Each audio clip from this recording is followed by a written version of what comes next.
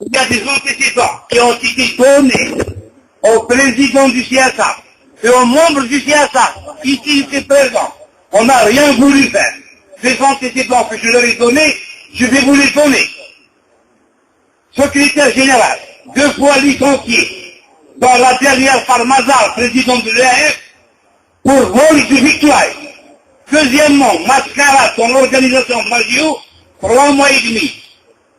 Maintenant, mon décus que le quorum était de 2/3 et non comme prévu réglementairement dans le cadre du Magio ordinaire, c'est-à-dire 50 plus 1, la majorité absolue. Tout ceci dans le but de retarder les échéances de l'Assemblée générale ordinaire et percevoir les subventions avant l'élection du nouveau président du CSA, en l'occurrence Caleb.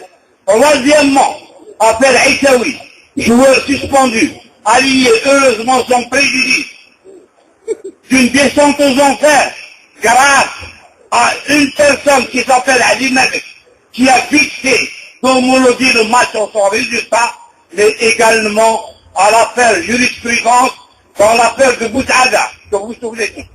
Quatrièmement, perte d'un match par forfait des jeunes catégories pour dépôt d'ambulance. Le secrétaire général n'ayant pas cru devoir saisir la protection civile. Cinquièmement, défaut de passeport du joueur ayant engendré une perte importante de subsides par des transferts gratuits de jeunes du cru formés au club de moins de 23 ans. Minimum 30 joueurs, calculés à 40 millions par joueur, hein, ça doit faire 500 millions pour l'indemnité de formation solidarité. Sixièmement, défaut d'assurance pour 2 cadets blessés. Accident de travail, Ben Allah et Chitab, quand l'un d'eux a une broche, elle est supportée par les parents.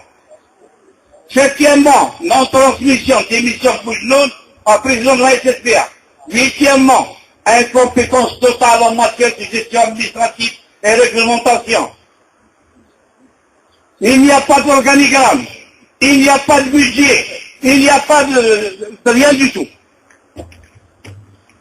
Neuvièmement, les documents du CSA, ainsi que le fax, se trouvent au domicile du secrétaire général. Le siège social du Caroubier sert de centre de transit, de repos et d'intrigue. Dixièmement, comment le CSA fonctionne, puisqu'il dit ne pas posséder de règlement intérieur. Document de base quand tous les membres du CSA n'ont jamais lu. Non content de tout cela, de ce dur vécu, les membres du CSA et leur président sont dressés les uns contre les autres. Douzièmement, l'utilisation du véhicule de service à défense personnelle. Et treizièmement, très très grave, non-préservation des archives du club qui sont jetées aujourd'hui. Alors, à cet égard, j'ai fait 12 appels. Un, appel à l'Union sur Maracana et un fossoir du 26/12/2012. Violation délibérée des lois. 26/12/2012. Historique du Shabab, l'ancien cri d'alarme. Compétition du 28/12/2012. Quatrièmement, Cheikh qui va sonnette d'alarme. Al-Watan du 26 décembre 2012. Cinquièmement, historique d'une décadence. Je m'insurge.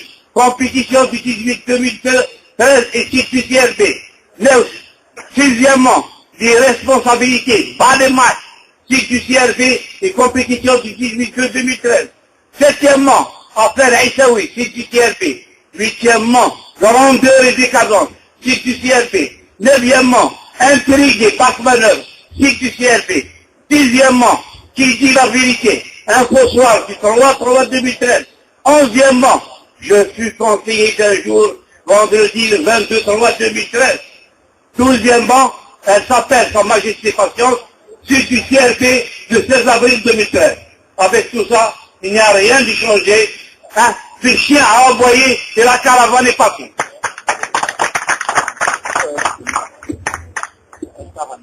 Voilà.